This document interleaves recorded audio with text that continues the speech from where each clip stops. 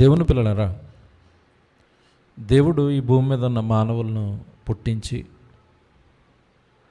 తన చేతులు చాపి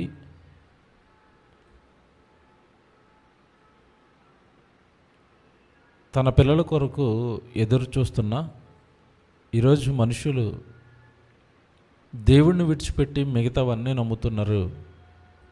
అదే దేవుని పిల్లలుగా మన బాధ, అదే దేవుని పిల్లలుగా మన ఆవేదన. ఒక మహాశక్తిగా దేవుడు ఈ భూమి మీద ఉన్న మానవుల కొరకు ఏది జరిగించడానికైనా సిద్ధంగా ఉన్నాడు. అలా జరిగించిన చరిత్రలు కూడా దేవుడు బైబిల్లో రాయించి పెట్టాడు. అయినా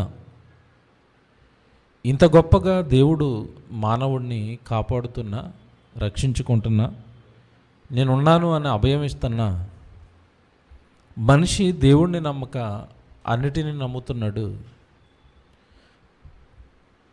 బైబిల్లో గత 2 వారాలుగా మనం కొన్ని జ్ఞానపు సంగతులు మీతో ఆలోచింప చేశాను. ఈరోజు కూడా ఒక సంగతి బైబిల్లో నుండి చూద్దాం. దేవుడి బాధ, దేవుడి ఆవేదన, తన పిల్లలు తనను కాక మిగతా వాటిని అన్నిటిని నమ్ముతున్నప్పుడు దేవుడి ఆవేదన ఈరోజు మరలా మనం చూడాలి. భూమి మీద ఉన్న కన్న తండ్రి మనసు చెప్తాను, మన భూమి మీద ఉన్న తండ్రి మనసు చెప్తాను. పిల్లల మీద అమితమైన ప్రేమను పెంచుకుంటాడండి. ఎంత ప్రేమను పెంచుకుంటాడంటే వాళ్ళ కొరకు నిద్ర మానేస్తాడు. వాళ్ళ కొరకు శరీరం నలిగిపోతున్న పిల్లలకి ఆహారం పెట్టడానికి, లేదా పిల్లలకి బట్టలు కొనడానికి, లేదా పిల్లలకు చదువు చెప్పించడానికి, పిల్లల ఆనందం కొరకు తను కరిగిపోతూ ఉంటాడు. రాత్రి పగల్లో చెమటోడ్చి తన కష్టాన్ని, శరీరాన్ని కష్టపెట్టి డబ్బులు సంపాదించి ఆ డబ్బులు పట్టుకొచ్చి పిల్లలకి తిండి కొంటాడు, పిల్లలకి బట్టలు కొంటాడు. వాడికి ఏదైనా అవసరతలు వచ్చినప్పుడు నాన్న ఇవి ఉంచుకోరా అని చేతిలో పెడుతూ ఉంటాడు. అది అందిపుచ్చుకుంటున్న కుమారుడు తెలివైన వాడైతే, బుద్ధున్నవాడైతే, మంచివాడైతే, నాన్న నా కొరకు ఇంత కష్టపడుతున్నాడే, నిద్రపోకుండా నా కొరకు రాత్రి పగళ్ళు కష్టపడి పని చేస్తున్నాడే, మా నాన్నని మేము కష్టపెట్టకూడదు, మా నాన్న నా మంచి కోరుకుంటాడు, మా నాన్న నా క్షేమం కోరుకుంటాడు, మా నాన్న నేను బాగుంటే చూడాలనుకుంటాడు, ఇంత కష్టపడుతున్నా మా నాన్న మనసును నేను అర్థం చేసుకోలేనప్పుడు నా జీవితం వ్యర్థం అనుకుని ఈరోజుండి అక్కడక్కడ కొద్దిమంది పిల్లలు తల్లిదండ్రులు పడుతున్న కష్టాన్ని గుర్తించి లోబడి జీవించే పిల్లలు ఉన్నారు. అక్కడక్కడ అని ఎందుకు అంటున్నాను అంటే, ఈరోజు సమాజం అంతా పాడైపోయిన సమాజం అండి. తండ్రి కష్టాన్ని కానీ, తల్లి పడుతున్న వేదనను కానీ గుర్తించి వారి మాటకు లోబడి వాళ్ళ మాట వినే పిల్లలు తక్కువ. అక్కడక్కడ వేళ్ళ మీద లెక్క పెట్టొచ్చండి. వాడికంటూ కొన్ని ఇష్టాలు ఉంటాయి, వాడికన్నీ కొన్ని ఆలోచనలు ఉంటాయి. వాడికి ఏవైతే ఇష్టాలు ఉన్నాయో అవి ప్రస్తుతం ఆనందాన్ని ఇస్తాయి, భవిష్యత్తులో దెబ్బతీస్తాయి. అవన్నీ అనుభవించి దాటుకొని వచ్చాడు కనుక తండ్రికి తెలుసు, అమ్మో వీడి రూట్లో వెళితే, వీడు వేసుకున్న ఈ మార్గంలో కనుక వీడు ప్రయాణిస్తే నేను ఒకనాడు ఆ రూట్లో వెళ్ళడం వల్ల నేను దెబ్బతిన్నాను, నా కొడుకు కూడా అదే రూట్లో వెళ్ళాలనుకుంటున్నాడు, వీడు దెబ్బతింటాడు అని ఏడుస్తాడు, బాధపడతాడు, నాన్న ఇది కాదురా అంటాడు. కానీ అప్పుడప్పుడే ఎదుగుతున్న పసి వయసు, అప్పుడప్పుడే ఈ లోకాన్ని చూసిన జ్ఞానం, వాడు వయసు కానీ వాడు అనుభవం కానీ తండ్రి చెబుతున్న మాటలకు అందక, తండ్రి చెబుతున్న మాటలండి పిల్లలకి రుచించవు, పెద్దగా చెవులకి ఎక్కవు. ఇదంతా మీకు ఎందుకు చెప్తున్నాను అంటే, ఇవన్నీ మీరు మనసులో పెట్టుకుని పరలోకపు కన్న తండ్రి గురించి మీరు ఆలోచించినప్పుడు దేవుడి మనసు కూడా ఇదేనండి. భూమి మీద ఉన్న మనుషులకు ఏది క్షేమకరమైందో ఆయన చెప్పాలనుకుంటున్నాడు. కానీ అరకొరక జ్ఞానంతో, అనుభవం లేదు, మనకేం తెలుసండి, మహా అయితే మన తరం తెలుసు, మన వెనకాల మన నాన్నగారి తరం తెలుసు, మన కళ్ళ ముందు ఉన్న మన కొడుకుని చూసాం అంతే. కానీ పరలోకపు కన్న తండ్రి ఆదాము నుండి చూసుకుంటూ వస్తున్నాడు మనుషులందరినీ. ఆదాము ఎక్కడ దెబ్బ అయిపోయాడో తెలుసు, కయ్యూను ఎక్కడ దెబ్బ అయిపోయాడో తెలుసు, తర్వాత వచ్చిన మానవాళ్ళంతా కూడా ఎక్కడెక్కడ తప్పిపోయారో, ఎక్కడెక్కడ దెబ్బతిన్నారో, ఈ అనుభవాలన్నిటినీ తన మనసులో పెట్టుకుని, ఇదిగో నాయన, ఇదిగో వీడు ఇక్కడ తప్పిపోయాడు, ఇక్కడ దెబ్బతిన్నాడు, ఏశావు ఇక్కడ దెబ్బతిన్నాడు, దావీదు ఇక్కడ దెబ్బతిన్నాడు, అబ్రహాం గారు ఇక్కడ దెబ్బతిన్నాడు, కయ్యను ఇలా నాశనం అయిపోయాడు, ఒక బిలాం ఇలా నాశనం అయిపోయాడు అని ఆ అనుభవాలన్నిటినీ రంగరించి రాబోయే తన తరాలకు ఒక మంచిని లేదంటే ఒక జ్ఞానాన్ని ఇవ్వాలన్న ఉద్దేశంతో 26 పుస్తకాలు మహాజ్ఞాన గ్రంథాన్ని రాయించి మనిషి చేతుల్లో పెట్టి, నీకు మేలేదో అందులో ఉంటుంది నాయన, అది నా మాట, అనుభవంతో చెబుతున్నాను, నా మాట విను అన్నాడు దేవుడు. కానీ అప్పుడప్పుడే పెరుగుతున్న బిడ్డకి ఎలాగైతే లోక సంబంధమైన సంతోషాలు ఉండి తండ్రి మాట వినకుండా పోయి నాశనం అయిపోయి చివరికి చేతులు చాపి జీవితాన్ని అంతా సర్వనాశనం చేసుకున్న తర్వాత తండ్రి మాటలు జ్ఞాపకం వచ్చి ఎలా ఏడుస్తాడో, ఈరోజు బైబిల్లో ఉన్న పరలోకపు కన్న తండ్రి మాటలు పట్టించుకొని ఈ సమాజం ఇప్పటికే ఏడుస్తుంది బోరుమని. ఇప్పటికే సమాజం బోరుమని ఏడుస్తుందండి. కారణం ఒకటే, బైబిల్లో ఉన్న పరలోకపు కన్న తండ్రి మనసు, ఆయన ఈ మానవ జాతికి ఇచ్చిన సూచనలు, ఆయన ఈ మానవ జాతికి ఇచ్చిన సలహాలు పట్టించుకోలేదు. పట్టించుకోకపోవటం వలన, ఆయన మాటలకు మతమని ముద్ర వేయటం వలన ఈరోజున్న సమాజం అండి ఇలా పాడైపోయింది, నాశనం అయిపోయింది.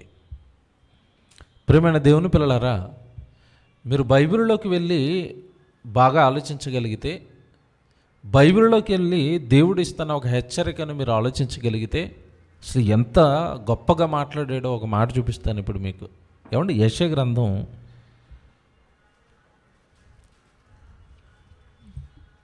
30వ అధ్యాయము ఒకసారి బైబిల్లో చూడండి. యెషయా గ్రంథం 30వ అధ్యాయము 11వ వచనం ఒకసారి చూడండి. యెషయా గ్రంథం 30వ అధ్యాయము అడ్డము రాకుండుడి, త్రోవ నుండి తొలగుడి, ఇశ్రాయేలు యొక్క పరిశుద్ధ దేవుని సంగతి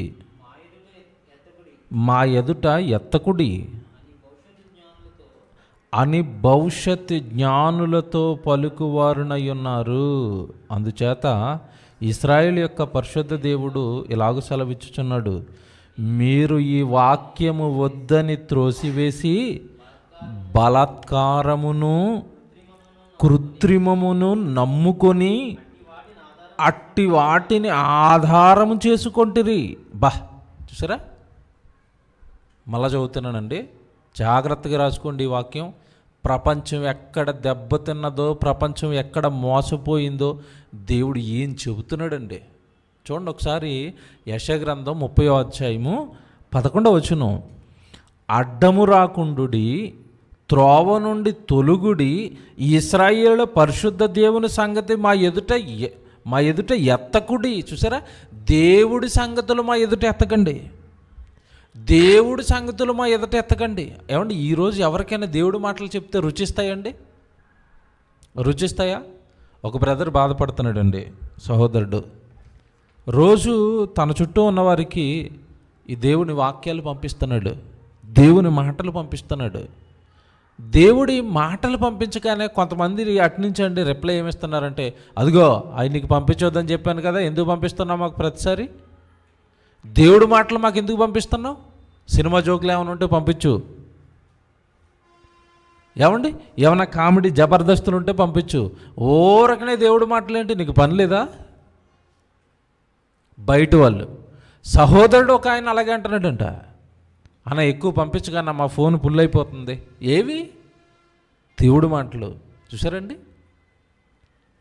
ఎంత దారుణంగా సమాజం ఉందో మీరు ఆలోచించండి. ఏం రాశాడండి, ఇశ్రాయేలు యొక్క పరిశుద్ధ దేవుని సంగతులు మా ఎదుట ఎత్తకండి. దేవుడి సంగతులు వద్దు మాకు, దేవుడు వద్దు మాకు, ఆయన మాట వద్దు మాకు. చూసారండి. ఆ తర్వాత అంటున్నాడు, ఆ తర్వాత మాట మీరు చూస్తే, అవి భవిష్యత్ జ్ఞానులతో పలుకువారునై ఉన్నారు. అందుచేత ఇశ్రాయేలు పరిశుద్ధ దేవుడు ఇలాగూ సెలవిచ్చుచున్నాడు, మీరు ఈ వాక్యము వద్దని త్రోసివేసి బలాత్కారమును కృత్రిమమును నమ్ముకొని అట్టి వాటిని ఆధారము చేసుకొంటిరి కనుక ఈ దోషము మీకు ఎత్తైన గోడ నుండి జోగి పడబోచున్న గోడ అండవలే అగును. అది ఒక్క క్షణములోనే హఠాత్తుగా పడిపోతుందిరా మీ మీద. ఈరోజు మీకు నాశనం ఎందుకు వచ్చిందో తెలుసా? ఈరోజు మీకు శ్రమ ఎందుకు వచ్చిందో తెలుసా? మీరు నా మాట వినక నన్ను మీరారు గనుక. యెహోవా వాక్యము మాకొద్దు, దేవుడి మాట వద్దు మాకు అన్నారు గనుక ఈరోజు మీరు అనుభవిస్తారు అని ఎప్పుడో చెప్పాడండి. ఎందుకు అనుభవిస్తారంటే, ఇదిగో దేవుడి వాక్యము మాకు వద్దని తోసివేసి మీరు బలాత్కారమును కృత్రిమమును నమ్ముకున్నారు. ఏం రాశాడండి. బలాత్కారాన్ని కృత్రిమం అంటే అర్థం ఏంటి చెప్పండి? కృత్రిమం అంటే పుట్టించుకున్నదేని అర్థం. ఏమండి, కృత్రిమ అవయవాలు అంటారు. అంటే అర్థం ఏంటనుకుంటున్నారు? చేయి తెగిపోయింది అనుకోండి, చేయి తెగిపోతే అక్కడ అతికిచ్చిన చెక్క చేయికి పేరేంటంటే కృత్రిమ అవయవము, అనగా తయారు చేయబడింది, ఒరిజినల్ కాదు, డూప్లికేట్ అని అర్థం. కృత్రిమం అన్న పదానికి అర్థం అది. కృత్రిమ కాలు అంటారు, అంటే ఒరిజినల్ తెగిపోతే డూప్లికేట్ అతికిచ్చారు, కృత్రిమం. దేవుని పిల్లలారా, ఇప్పుడు దేవుడు అంటున్నాడు, మీరు అసలు దేన్ని నమ్ముకోవాలో దాన్ని నమ్ముకోవటం మానేసి ఎవరిని విశ్వసించాలో, ఎవరి మాట నమ్మాలో ఆ వాక్యాన్ని మాకు వద్దని పక్కకు గంటి మీరు కృత్రిమాన్ని నమ్ముకున్నారు అంటున్నాడు. ఏమంటే కొన్ని నమ్మకాలు ఇప్పుడు మీకు చూపిస్తానండి. మన ఈ తెలుగు రాష్ట్రాల్లో నవ్వుకుంటారు ఇప్పుడు మీరు. పెదకాకాని అని ఉరుసండి, గుంటూరు డిస్టిక్ అది. ఈ పెదకాకాని అనేది మండలం. అక్కడ ఒక ఊరు ఉందండి, ఊరు పేరు, విలేజ్ పేరు ఉరుసు. ఏమండి, మన గుంటూరు డిస్టిక్. ఇక్కడ నమ్మకం ఏంటంటే, పిల్లలకి దగ్గు వస్తుంది కదండి, ఏం దగ్గు అంటారు దాన్ని, కోరింత దగ్గు. చిన్నపిల్లలకి ఒక పెద్ద దగ్గు వస్తుందండి. ఆ దగ్గు తగ్గడానికంటే, ఆ పిల్లలకు వచ్చి ఆ దగ్గు తగ్గడానికి అక్కడ ఒక నమ్మకం ఏంటంటే, ఆ గ్రామంలో అక్కడ ఒక పెద్ద గుర్రం ఉంటుందండి. ఆ గుర్రానికి తినిపించిన ఎంగిలి ఈ పిల్లలకి తినిపిస్తారు. కావాలంటే చెక్ చేసుకోండి, నెట్లో ఉంటుంది. ఎంగిలి మిఠాయి అండి, దాని నోటి దగ్గర పెట్టడం, అది దాని నోట్లోకి ఇలా కొంచెం పెట్టడం, అది తింద కదండి, అది గడ్డి తినేది. మిఠాయి ఎక్కడ తింటుంది అంటుంది అది. దాని నోట్లోకి అంటుకున్న తర్వాత కొంత ముక్క తీయటం, ఈ పిల్లలకి తినిపించటం. అలాగే పిల్లలతో పాటు కొంతమంది పెద్దవాళ్ళు కూడా నమ్మకం ఏంటంటే, ఇదిగోనండి ఆ ఎంగిలి మిఠాయి తింటే మాకు శుభం జరుగుతుంది. గుర్రానికి పెట్టిందండి. అదే అలాగే అనంతపురంలో ఇంకొక నమ్మకం ఉంది. అనంతపురం జిల్లా హిందూపురం అండి, అడ్డపల్లి అంటది, అడ్డపల్లి అని. అక్కడ పిల్లలకి కోరింత దగ్గు అని ఒక దగ్గు ఉంది. ఆ దగ్గు వచ్చినప్పుడు ఆ ఊర్లో కుక్క విగ్రహానికి పూజ చేస్తున్నారు. కుక్క విగ్రహానికి పూజ చేసి దాని చుట్టూ ప్రదక్షిణాలు చేస్తే కోరింత దగ్గు తగ్గుతుంది అన్న ఒక నమ్మకం ఉంది. అలా ఏమండి భయంకరమండి నమ్మకాలని. ఆ పక్కనే చిత్తూరు, అక్కడ కూడా అంతే. పిల్లలకి దగ్గు వస్తే గానుగ చెట్టు అని ఒక చెట్టు ఉంటుందండి. ఆ గానుగ చెట్టుకి కుక్కను వేలాడ చేస్తారు. కుక్కను వేలాడ చేసి ఆ చెట్టుకున్న కాయలు తినిపిస్తారు. ఆ కాయలు తినిపిస్తే దగ్గు తగ్గుతుందని. ఇంకా మనుషుల నమ్మకాలు చూడండి, అంటే దేవుణ్ణి విడిచిపెట్టి అన్నీ నమ్ముతున్నారండి, అన్నీ నమ్ముతున్నారు. దేవుని పిల్లలారా, ఇలా మీరు బైబిల్లో ఆలోచించగలిగితేనండి, దేవుడు చెప్పిన మాట ఏమంటున్నాడు అంటే, మీరు నా మాట తప్ప మీరు అన్నిటినీ నమ్ముకుంటారు, కృత్రిమాన్ని నమ్ముకుంటారు, లేని దాన్ని నమ్ముకుంటారు. అక్కడ ఏమి లేదు. ఏమంటే కుక్కకి పూజ చేస్తే కుక్క ఏం చేస్తుంది చెప్పండి? దానికి అన్నం లేక అనుకుంటా మన ఇంటి చుట్టూ తిరుగుతుంది. అది మా గేడు తీస్తే ఎప్పుడు లోపలికి వచ్చేద్దామని చూస్తూ ఉంటుంది. దానికి నువ్వు పూజ చేస్తావా? దానికి నువ్వు మొక్కుతావా? దానికి మొక్కితే నీ పిల్లలు బాగుంటారా? అసలు గుర్రానికి మొక్కుతాడండి మనిషి. ఎంత భయంకరమైన నమ్మకాలు చూడండి. అలాగే బుధవారం రోజు ఆడపిల్ల పుడితే అరిష్టం. ఇది ఒక పెద్ద సెంటిమెంట్ చాలామందిలో. డెలివరీ అయిన రోజు పొరపాటున బుధవారం కనుక డెలివరీ అయ్యి ఆడపిల్ల పుట్టిందా చూడాలండి వాళ్ళ ఇంట్లో. ఇంకా ఆయన దగ్గరికి వెళ్ళిపోతారు. ఇక ఏంటండి మరి బుధవారం రోజు మాకు ఆడపిల్ల పుట్టేసింది, ఎందుకు నేను చూసుకుంటాను కదా, ఒక 50,000 రెడీ చేసుకోండి అంటాడు. అంతే అవండి, ఒక 50,000 రెడీ చేసుకోండి, అంతా నేను చూసుకుంటాను, నేను చేస్తాను కదా, మీకు ఎందుకు, అయిపోయింది. ఏం దారుణం అండి, ఏం సమాజం అండి, ఏం మాట్లాడుతున్నాడండి. ఎప్పటి నుంచండి? యెషయా నుంచండి దేవుడు ఇవన్నీ చెప్పుకుంటూ వస్తున్నాడు. యెషయా నుండి చెప్పుకుంటూ వస్తున్నాడండి. అలాగే మీరు చూడండి, ఇప్పటికీ కొన్ని గ్రామాల్లో పిల్లలకి జ్వరం వచ్చినా, ఏమండి వాడు పిల్లలు అనేసరికి జ్వరం వచ్చేసరికి అండి వాళ్ళు హడలిపోతూ ఉంటారండి, భయపడుతూ ఉంటారు. ఎందుకు భయపడతారు అంటే హై టెంపరేచర్ ఉంటుంది. ఆ టెంపరేచర్కి వీళ్ళు భయపడుతూ ఉంటారండి. ఆ టెంపరేచర్కి భయపడేసరికి చాలామందిలో ఉన్న నమ్మకం ఏంటంటే, ఇదిగో ఏదో దయ్యం పట్టేసింది మా వాడిని, అందుకే తులుక్కు పడుతున్నాడు, మా వాడు పడుకోవట్లేదంటే వీడికి ఏదో దయ్యం పట్టేసింది. మా చిన్నతనంలో, మేము 5వ కుటుంబం నుంచి, మా చిన్నతనంలో కూడా అదే పరిస్థితి అండి. ఓ చెంబు తేయటం, ఆ చెంబు నిండా నీళ్లు పట్టడం, దాని నిండా పసుపు, కుంకుమ, పువ్వులు, బొగ్గులు, రకరకాలు వేయటం, అది వీడిని ఎత్తు చుట్టూ తిప్పటం, అటు 3 సార్లు ఇటు 3 సార్లు, మళ్ళీ ఆ చెంబట్టుకుని ఒక 4 వెనకాల ఒక 4 ఇటు ఎక్కడికో దూరంగా పట్టుకెళ్ళటం, ఓ చెట్టు మొదలు వేసేయటం, అందులో కొన్ని వెంట్రుకలు వేయటం, ఒక నిమ్మకాయ వేయటం. చూసారండి, ఇవన్నీ మానవుడు దేనిని బట్టి దాన్ని నమ్ముతున్నాడు, అందులో ఏముందో ఏం తెలియదండి. నమ్మకం అయితే నమ్మేస్తున్నారు. ప్రియమైన దేవుని పిల్లలారా, ఇలాంటి మూఢనమ్మకాలలో ఉన్న ఈ సమాజానికి చెప్తున్నాడు, అయ్యా మీరు నా వాక్యాన్ని, నా మాట, నన్ను నమ్మండి, మీకు ఏది క్షేమమో, మీకు ఏం కావాలో నన్ను అడగండి, నేను చెబుతాను అంటే. ఈరోజు బైబిల్ని చదివేవారు ఎవరండి? అన్నీ ఉన్నాయండి ఇందులో. మానవుడికి సంబంధించిన పూర్తి చిట్ట మొత్తం దేవుడు ఇందులో రాయించాడండి. దీన్ని తప్ప ఈరోజు మనిషి అన్నిటినీ చదువుతున్నాడు, అన్నిటినీ నేర్చుకుంటున్నాడు. అందుకే ఈరోజు మనిషి ఈ పరిస్థితికి దిగజారిపోయాడు. దేన్ని చూస్తే దాన్ని భయం అండి. అప్పుడప్పుడు చూడండి, గ్రహణం అని వస్తుందండి. గ్రహణం అంటే ఏంటి? గ్రహణం అంటే ఏంటి చెప్పండి? కాస్త చదువుకుంటే మనకు అర్థమైపోద్దండి. గ్రహణం అంటే ఏంటండి? సూర్యుడు, చంద్రుడు, భూమి. సూర్యుడు చుట్టూ భూమి తన చుట్టూ తాను తిరుగుతూ, సూర్యుడు చుట్టూ తిరుగుతుంది. దాని చుట్టూ ఎవరుంటారు? మళ్ళీ భూమి చుట్టూ ఎవరుంటారు? చంద్రుడు ఉంటాడు. అప్పుడప్పుడు ఏం జరుగుతుంది అంటేనండి, ఇక్కడ సూర్యుడు ఉన్నాడు, ఇక్కడ భూమి ఉన్నది, అప్పుడప్పుడు మధ్యలో చంద్రుడు అడ్డు వస్తాడు. చంద్రుడు అడ్డు వచ్చినప్పుడు సరిగా ఆ సూర్యుడు కనపట్లేదు అనుకోండి, దాన్ని సూర్యగ్రహణం అంటారు. చంద్రుడు కనపట్లేదు అనుకోండి, దాన్ని చంద్రగ్రహణం అంటారు. గ్రహణం అనగానే కనపడదు, అది లైటింగ్ అంతే. అక్కడ కనపడకపోయేసరికి కింద అడవాడు చేస్తారండి. ఇంకా మీరు సూర్యగ్రహణం, బాలింతరాలు బయటికి రాకూడదు, ఆ రోజు వంట చేయకూడదు, మీ ఇంట్లో ఉన్న నీళ్ళు అన్నట్లో కూడా గడ్డేసేయండి. దేవుడు ఆలయాలు మూసేయండి. ఏ రోజు? గ్రహణం రోజు. ఆయనకే దెబ్బంట. గ్రహణం రోజు ఎవరికే దెబ్బ? దేవుడికే దెబ్బ. మొత్తం దేవాలయాలు మూసేయండి. ఏమి నమ్మకాలండి. హైందవ సోదరుల్లో కొంతమంది దీన్ని వ్యతిరేకిస్తున్నారు. ఇది తప్పు. మరి కావాలంటే నేను వీడియోలు ఉన్నాయి చూడండి యూట్యూబ్లో. మూఢనమ్మకాలు ఇవి అంటున్నారు వాళ్ళే. దేవుని పిల్లలరా, ఇలాంటి భయంకరమైన నమ్మకాల వైపు ఈరోజు వెళ్ళిపోయింది. ఇలాంటి పరిస్థితి వస్తుందని దేవుడికి ముందే తెలుసు. బైబిల్కి హ్యాట్స్ ఆఫ్ కొడాలండి ప్రపంచం అంతా.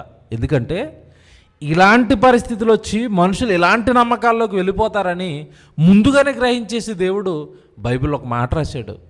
ఇర్మియా గ్రంథం మీరు చూడండి, ఎంత బాగుంటుంది చూడండి ఈ మాట. 10వ అధ్యాయం అండి. ఇర్మియా గ్రంథం 10వ అధ్యాయము మొదటి 2-3 వచనాలు చూద్దాం. మొదటి 3 వచనాలు చూద్దాం. ఇర్మియా గ్రంథం 10వ అధ్యాయము మొదటి వచనం. ఇశ్రాయేలు వంశస్థులారా, యెహోవా మిమ్మల్ని గురించి సెలవిచ్చిన మాట వినండి. యెహోవా సెలవిచ్చినదేమనగా, అన్యజనుల ఆచారములు అభ్యసింపకుడి. చూసారు అలా చెప్తున్నాడు, అన్యజనుల ఆచారములు అభ్యసింపకుడి. ఆకాశమందు అగపడు చిహ్నములకు జనములు భయపడును. అబ్బా, ఆకాశమందు చెగపడు చిహ్నములకు జనములు భయపడును, అయితే మీరు వాటికి భయపడకుడి. జనముల ఆచారములు వ్యర్థములు, అడవిలో ఒకటి చెట్టు నరుకున్నట్లు అది నరకబడును. చూసారు ఇంక కిందని చెప్తాడండి. జనాల ఏమండి, ఈ మాసచర్య చెప్పేవాళ్ళు ఉంటారండి. నెలకి నక్షత్రాలు మారిపోయాయి, గ్రహాలను బట్టి మేము ఏమండి జాతకాలు చెబుతాం అనేవాళ్ళు చూడండి, పెద్ద ల్యాప్టాప్ వేసుకుని కూర్చుంటాడు. ఆ గ్రహం అటు వెళ్ళింది, ఈ గ్రహం ఇటు వెళ్ళింది. దేనిని బట్టి చెప్తున్నారు? నక్షత్రాలను బట్టి, గ్రహాలను బట్టి. ఇక్కడ దేవుడు ఏమంటున్నాడు? మనుషులరా, ఎందుకై వాటికి భయపడతారు? వాటిని మీ కొరకు ప్రకృతిలో పెట్టింది నేను. నక్షత్రాలని, సూర్యుడిని, చంద్రుడిని, గ్రహాలని మీ కొరకు కలిగిస్తే, ఆ కలిగించిన నన్ను అడగాలి. మీరు ఏదైనా అడిగితే వాటిని చూసి భయపడుతున్నారండి. అందుకే రాయిస్తాడు ఇక్కడ ఏమని, ఆకాశమందు ఆగపడు చిహ్నములకు మీరు భయపడకండి. ఏమంటే ఆకాశంలో ఉన్న ఆ చిహ్నాలకి ఏమైనా వీళ్ళకి ఏమైనా అర్థాలు తెలుసు అంటే ఏమి తెలియదు కదండి. మీరు చూడండి, ఈరోజు వర్షాకాలంలో ఎక్కువగా ధనుసు కనపడుతుంది. ఇంద్రధనుసు అని పేరెట్టారు దానికి. నిజానికి యెహోవా ధనుసు. ఎందుకంటున్నాను అంటే, అసలు అది ఎందుకు పుట్టిందో బైబిల్లో ఉంది. ఆకాశంలో ఎందుకు పుట్టింది? నోవహు జలప్రళయం అయిపోయిన తర్వాత దేవుడు ఒక వాగ్దానం ఇచ్చి, ఆ వాగ్దానానికి నిబంధనకు గుర్తుగా దేవుడు ఆకాశంలో దాన్ని పెట్టాడు ధనుసును. ఎందుకు? ఇక మీదట నేను జలములతో ఈ జీవులను నాశనం చేయను, దానికి నేను చేస్తున్న నిబంధనకు గుర్తుగా ఇదిగో ఆకాశంలో అది కనపడుతుంది. అది కనబడినప్పుడల్లా నేను చేసిన గుర్తును మీరు జ్ఞాపకం నేను చేసిన నిబంధనను మీరు జ్ఞాపకం చేసుకోండి. ఏమంటే ఇంద్రధనుసు అలా వచ్చినప్పుడల్లా నాకు దేవుడు జ్ఞాపకం వస్తాడండి. దేవా నీ గుర్తు ఇది, దేవా నువ్వు పెట్టావు ఆ రోజు, ఎక్కడ నోహు గారి కాలంలో పెట్టాడండి. అది ఎప్పటికీ వస్తుంది చూడండి. మన మధ్యకాలంలో మీరు చూసారు లేదో, నేను చాలా బాగా చూశానండి, అందరికి కనపడింది. మొన్ననే ఒక 10 days బ్యాక్ హైదరాబాద్లో చాలా పెద్దది వచ్చిందండి. పెద్దది, చాలాసేపు ఉంది. ఆశ్చర్యపోయింది దాన్ని చూసి. పెద్దది, చాలా పెద్దగా, చాలా హెవీగా ఏమంటే ధనుసు వచ్చింది. దేవుని పిల్లలారా, ఏంటివన్నీ? దేవుడు పెట్టినవి. దేవుడు మాట్లాడుతున్నాడు. దేవుడు మరలా తిరిగి జ్ఞాపకం చేస్తున్నాడు. మీ నమ్మకాలు మూఢనమ్మకాలు వద్దు. నా మాట నమ్మండి. మీకు ఏం కావాలో నన్ను అడగండి, మీ వెనక నేను ఉన్నాను. చివరి వారం మీకు 2 జ్ఞాపకం చేశాను. ఏంటి అంటే, మనిషి ఎప్పుడు కూడానండి 2 విషయాల్లో ఈ మూఢనమ్మకాలపైన ఆధారపడిపోతున్నాడు. ఏంటి? కష్టం వచ్చినప్పుడు వెళ్ళిపోతున్నాడు. తర్వాత ఇంకొకటి ఏంటంటే భవిష్యత్తు. తర్వాత ఏం జరిగిపోతుందో, తర్వాత ఏంటో తెలుసుకోవాలని ఆశ ఉంది. ఆ ఆశను తీర్చుకోవడానికేనండి మనిషి ఈ చిలక జ్యోతిషం దగ్గరికి వెళ్ళినా, ఏమంటే మంత్రశాలల దగ్గరికి వెళ్ళినా, మంత్రాలకు వెళ్ళినా, తంత్రాలకు వెళ్ళినా, వీటన్నిటికీ దేనికి వెళ్తున్నాడు? న్యూమరాలజీ అని వచ్చింది. అవును, అంకెలతో మీ జాతకం చెప్పేస్తాం. నీ పుట్టినరోజును బట్టి జ్ఞాతకం చెప్పేస్తాం. నీకున్న పేరులో ఉన్న అంకెలను బట్టి నీకు రాబోయే భవిష్యత్తు ఎలా ఉండబోతుందో మీరు చెప్పేస్తాం. అలాగే అరచేతిలో ఉన్న రేఖలను బట్టి నీ భవిష్యత్తు చెప్పేస్తాం. అరచేతిలో ఏమున్నాయంట? రేఖలు. ఏ రేఖలు? ఒకరేమో ధనరేఖ, ఒకటేమో సౌభాగ్య రేఖ, ఏమంటే ఒకటేమో ఆయుష్ రేఖ. ఈ 3 రేఖలు ఉంటాయి కదండి. ఈ 3 రేఖలకి వాళ్ళు 3 పేర్లు పెట్టారు. ఒకటేమో ఆయుష్ రేఖ అంట, ఒకటేమో ధనరేఖ, ఇంకోటి ఏదో భాగ్యరేఖ, భవిష్యత్తు రేఖ అని ఒక రేఖ అంటారండి. ఏమంటే మధ్యలో ఇలాగ ఈ 3 కలిపితే ఒక రేఖ వెళ్తుంది. ఆ రేఖ డైరెక్ట్గా కనుక ఈ వేలు దగ్గరికి వచ్చేస్తే నీ భవిష్యత్తుకి ఇంక తిరిగిలేదు, నువ్వు కోటీశ్వరుడు అయిపోతావు అంటారు. రేఖలను బట్ట భవిష్యత్తు, నుదుటి రాతలను బట్టి భవిష్యత్తు అంటున్నారు. ఏంటండి ఇవన్నీ? ఈ రేఖలు ఎందుకు ఏర్పడతాయి తెలుసండి? తల్లి గర్భంలో ఉన్నప్పుడు చెయ్యలా మనం ముడుచుకుని ఉంటాం. మీరు చూడండి, కావాలంటే బిడ్డ పుట్టేటప్పుడు వాడు ఎలా చాపుకొని పుట్టాడు. బిడ్డ చెయ్యి ఎలాగ ఉంటుంది మీరు చూడండి. పుట్టిన వెంటనే బిడ్డ చెయ్య వాడు చాలా రోజులు మనం ఏళ్ళు ఇలా తీస్తున్నా కూడా అలా ముడుచుకుంటూనే ఉంటాడు. పుట్టిన బిడ్డ నుంచి మీరు చూడండి ఇలాగే ఉంటుంది అది. వాడు మనం ఇలా ఓపెన్ చేద్దాం అనుకున్నా మళ్ళీ ఇలా అనుకుంటాడు. కొద్ది రోజులకి కానీ అది అలా ఓపెన్ అవ్వదు. అంటే తల్లి గర్భంలో ఎలాగున్నాడు, ఇలా ముడుచుకొని ఉన్నాడు. అలా ముడుచుకోవటం వల్ల రేఖలు పడ్డాయి. దీనిని బట్టి భవిష్యత్తు ఏంటి? ఓకే, ఇప్పుడు దీన్ని బట్టి నువ్వు భవిష్యత్తు చెప్తానంటే చెయ్యి లేకుండా పుట్టాడు. చేయలేదు ఆడికి, నువ్వు దేని బట్టి చెప్తావు చెప్పు. ఇప్పుడు అది రేఖే లేదు ఆడికి. అంత మాయండి, మాయా ప్రపంచం అండి. ఈ ప్రపంచాన్ని ఎడ్యుకేట్ చేసి దేవుడి వైపు, దేవుడి జ్ఞానం వైపు నడిపించాల్సిన ఈ సమాజం మూర్ఖంగానండి లేని వాటిని, కృత్రిమమైన వాటిని పుట్టించి వాటి నమ్మకాల వైపు నడిపించి దేవుడికి అన్యాయం చేశారండి. మూఢనమ్మకాలన్నీ. ఇకపోతే ఈ మూఢనమ్మకాలకి వెనకాల ఇంకో చరిత్ర ఉంది. ఒక వర్గం చెప్పే మాట ఏంటంటే, ఒకప్పుడు అండి ఈ ప్రజలకి సరైన ఏమంటారు ఎడ్యుకేషన్, చదువు అనేది లేకపోవటం వలన కొన్ని వాళ్ళు మంచి కోరి ఆచారాలుగా పెట్టారు. వాటిని కొంతకాలానికి వీళ్ళు మూఢనమ్మకాలుగా మార్చేశారు. ఉదాహరణకి మీరు అప్పుడప్పుడు చూడండి, గ్రామాల్లో ఇప్పటికీ చీకటైన తర్వాత ఇల్లు తోడనివ్వరు. చీకటైపోయిన తర్వాత రాత్రి 6 అయిన తర్వాత ఇల్లు తోడనివ్వరు. ఎందుకమ్మా ఇల్లు తోడనివ్వద్దంటే అదంతే అంటారు. గట్టిగా అడిగామనుకోండి, ఇల్లు తుడితే మన ఇంట్లో ఉన్న ఏమంటారు ధనలక్ష్మి వెళ్ళిపోతుంది, మనం దరిద్రం అయిపోతాం, మన అదృష్టం వెళ్ళిపోతుంది అంటారు. నిజానికి సాయంత్రం ఇల్లు తోడకూడదన్న ఆ సిద్ధాంతం లేదా ఆ క్రియను ఎందుకు పరిచయం చేశారంటే, ఏమండి ఇప్పుడైతే పట్టపగలు లాగా కరెంట్ ఉంది. ఒకప్పుడు మన పూర్వీకులకి కరెంట్ ఉందా?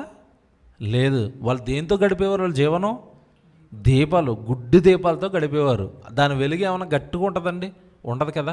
ఆ కాలంలో రాత్రి ఊడ్చినప్పుడు ఏమైనా విలువైనవి బయటికి వెళ్ళిపోతాయేమో, ఏ బంగారమో ఏదైనా వెండో లేదంటే ఏదైనా డబ్బులో ఈ నైట్ టైం ఊడిస్తే చీకట్లో సరిగ్గా కనపడక బయటికి వెళ్ళిపోతాయేమో అని రాత్రి వద్దులేమో పొద్దున మాటలు ఊడ్చుకుందామని చెప్పేవారు.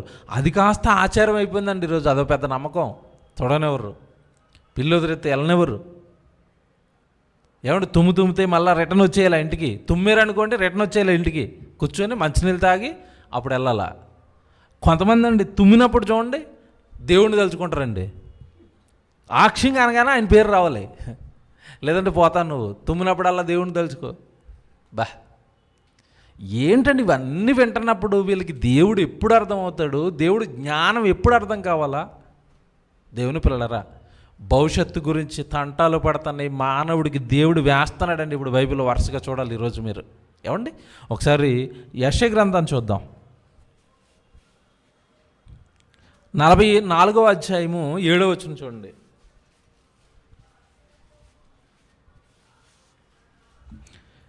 యెషయా గ్రంథం 44వ అధ్యాయము 7వ వచనం. చివరి వారం చూసామండి మాట. ఒక్కసారి చూసుకుని ముందుకు వెళ్దాం. ఇక్కడ ఏమంటున్నాడు దేవుడు ఒక్కసారి మరలా చూడండి. యెషయా గ్రంథం 44వ అధ్యాయము 7వ వచనం అండి. ఆదిలోనున్న జనమును నియమించినది మొదలుకొని నేను తెలియజేయచ్చు వచ్చినట్లు తెలియజేయగలవాడెవడు?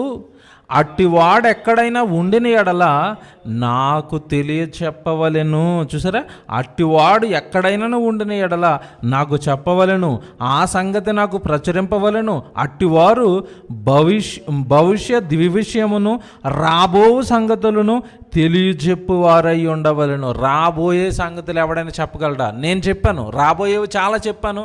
నేను చెప్పింది చెప్పినట్టుగా జరిగింది. చరిత్రలోకి తీసుకెళ్తానండి ఇప్పుడు మిమ్మల్ని కొద్దిగా. చరిత్రలో దేవుడు రాబోయే భవిష్యత్తుని ఎలా చెప్పాడు? ఎందుకంటే దేవుడేమి కలబొల్లు మాటలు చెప్పి అదిగోనండి భవిష్యత్తు చెప్తానన్నాడు దేవుడు. ఎక్కడండి మీ దేవుడు భవిష్యత్తు చెప్పాడు అన్న వాళ్ళకి చూపిస్తాను ఇప్పుడు. చరిత్ర ఆధారాలతో దేవుడు భవిష్యత్తు ఎలా చెబుతాడో, దేవుడు చెప్పిందే ఎలా జరుగుతుందో చూపిస్తాను ఇప్పుడు. భవిష్యత్తు చెప్పాలంటే నా దగ్గరికి రండి. ఎవరికైనా భవిష్యత్తు కావాలా? నా దగ్గరికి రండి. ఎవరికైనా భవిష్యత్తు కావాలా? నా దగ్గరికి రండి. మహాచక్రవర్తి అండి ఒకనాడు, బబులోనికి మహాచక్రవర్తి అల్లాడిపోతున్నాడు. కల వస్తే ఏం జరుగుతుందో కల వస్తే చెవండి. ఆ రోజు ఎవరు చెప్పారండి? దేవుణ్ణి నమ్మిన దైవ కుమారుడు వెళ్ళి కలభావం చెప్పి అయిపోయింది నాయన. నెబుకద్నెజర్కి కలభావం చెప్పాడు. దేవుని పిల్లలారా, ఇవన్నీ చరిత్రలో మన కళ్ళ ముందు చూసినవి. ఈ సందర్భంలో అలాంటిదే ఒక భవిష్యత్తు దేవుడు చెప్పాడు. అంతకంటే ముందుగా భవిష్యత్తు ఎవరికైనా కావాలంటే చిలక దగ్గరకో, ఏమంటే ఆ పాశ్చాత్య దేశాల్లో వెళ్తానట్టుగా, అదేంటది జీవి, మన పేరు చెప్పాను కదండి దాన్ని, ఆ జీవి దగ్గరకో, ఏమంటే నీ చెయ్యి దగ్గరకో కాదు. ఎవరికైనా భవిష్యత్తు కావాలా, నా దగ్గరికి రండి అంటున్నాడు దేవుడు. చూస్తారా ఆ మాటలు చూద్దాం. ముందుగా దేవుడు ఈ మాటలు చెప్పిన తర్వాత భవిష్యత్తులో జరగబోయేవి ఎలా చెప్పాడో, ఆ భవిష్యత్తు ఎలా జరిగిందో ఈరోజు మీరు చూడాలి. ఎందుకంటే ఇదంతా నేను ఎందుకు చెప్తున్నానంటే, భవిష్యత్తు కావాలని పరుగులెట్టే ప్రతి ఒక్కడు దేవుడు పాదాల దగ్గరికి వస్తేనే భవిష్యత్తు ఏంటో, మీ భవిష్యత్తు ఏంటో మీకు తెలుస్తుంది. దేన్నో కృత్రిమాన్ని నమ్ముకున్నారు ఎంతకాలం. కాదు, నన్ను నమ్మండి భవిష్యత్తు కావాలంటే అంటున్నాడు. చూపిస్తాను ఇప్పుడు ఆ వాక్యాలన్నీ. ఏమంటే ముందుగా ప్రకటన గ్రంథం 1వ అధ్యాయం చూడండి, 4వ వచనం. ప్రకటన గ్రంథం 1వ అధ్యాయము 4వ వచనం అలాగే 8వ వచనం మీరు చూడండి. ప్రకటన గ్రంథం 1వ అధ్యాయము 4వ వచనం అలాగే 8వ వచనం అండి. యోహాను ఆసియాలో ఉన్న 7 సంఘములకు శుభమని చెప్పి వ్రాయినది వర్తమాన భూత భవిష్యత్ కాలములో ఉన్నవాని నుండి అన్నాడు. చూడండి, దేవుడు ఎప్పుడు అన్నాడంట, 3 కాలాలకు సంబంధించిన వాడు. నువ్వు జరిగిపోయింది తెలుసు, ఇప్పుడు జరుగుతున్నది తెలుసు, నీకేం తెలీదు, భవిష్యత్తు తెలీదు. దేవుడు ఏ కాలాలకు సంబంధించిన వాడంట, భూత వర్తమాన భవిష్యత్ కాలాలకు సంబంధించిన వాని నుండి దేవుడండి. భవిష్యత్తు కావాలంటే మనిషి పరిగెట్టుకుని రావాల్సింది దేవుడి దగ్గరికి. ఏంటి నా భవిష్యత్తు ఏంటి, నీ జీవితం ఏంటి చెప్పు, నీ భవిష్యత్తు చెప్పేస్తాను. నువ్వు ఎలా బ్రతుకుతున్నావు చెప్పు, నీ భవిష్యత్తు చెప్పేస్తాడా? చెప్పేసాడండి, భవిష్యత్తు అంతా రాసేసాడండి. ఇంకా ఏ విషయంలో మీరు భవిష్యత్తు అడుగుతారు? ప్రకృతి భవిష్యత్తు అడుగుతారా?